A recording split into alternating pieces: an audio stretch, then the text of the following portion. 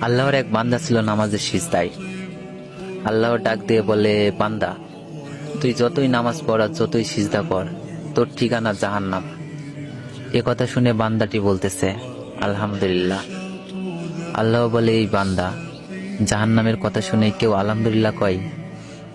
বান্দা বলে, আল্লাহ, জাহান্নামের মালিকও তুমি, জান্নাতের মালিকও তুমি।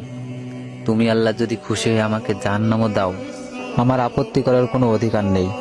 আল্লাহ বলতেছে, বান্দা, জাহান্নামে গেলে তুই পুড়ে যাবি, তোর কষ্ট হবে। বান্দা বলতেছে, আল্লাহ, কষ্ট শুধু আমার হবে না, তোমারও হবে।